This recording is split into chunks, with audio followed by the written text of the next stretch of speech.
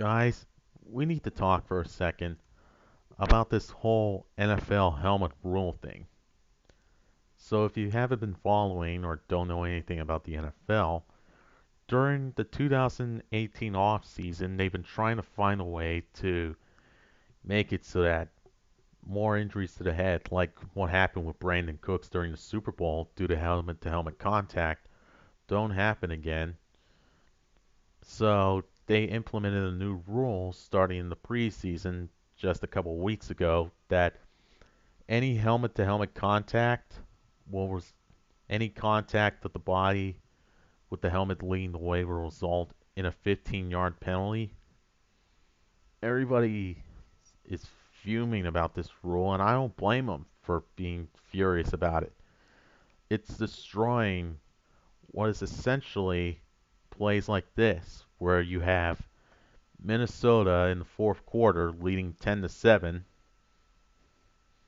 and Corey Grant got the Jags a first down. Here's a big there it is. There's a sack on the play. I'll replay it again just so you guys can see. Corey Grant Watch got the this guy. Jags He comes off the line completely a first down. unblocked Here's and a gets a big sack shot. on the Tesla. Jaguars And quarterback. it's a sack. Flag comes in late. And I'm not flag sure what comes they're gonna out.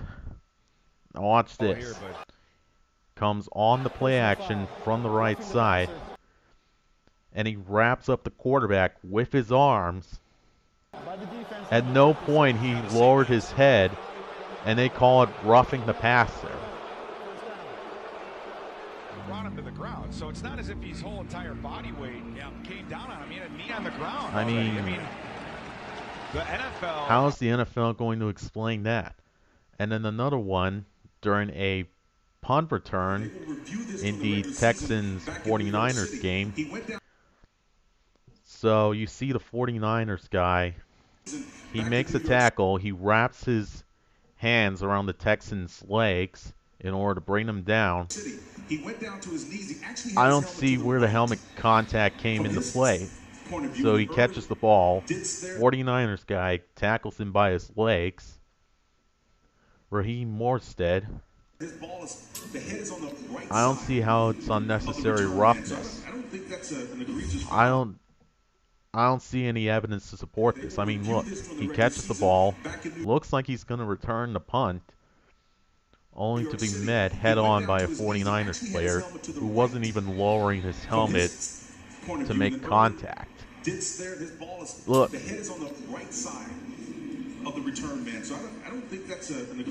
so basically this helmet rule is going to fuck the NFL in more ways than one.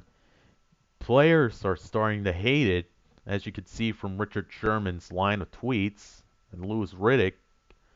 We have Eric Weddle going on about this. We got Derek Wolfe, Robert Ayers. We got Charles Tillman, of all people. Everybody's fuming about it. We got Emmanuel Ocho, then Jonathan Allen and Sean Merriman. Everybody's complaining. Shaq Thompson's even complaining. Daxter Swanson, Brian Hartline. Fucking everybody's on this NFL rule. I mean, this is bullshit. I mean, what was wrong with just calling targeting when it was helmet-to-helmet contact on a defenseless player?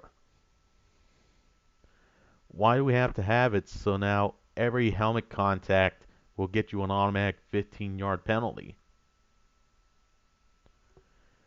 If they're making a tackle, the first thing they want to do is just make the tackle. They're not thinking about how to make a tackle. They're not thinking, push the guy with your hands, drive your helmet into him. No, they're just thinking about, hey, let's just make a tackle so that these guys don't get any yards. They're playing actual defense. And these two videos here are a prime example of what I'm talking about with this rule. It's totally inconsistent at the moment. So way to go, NFL. Way to ruin your entire reputation and make more fans leave the stadiums.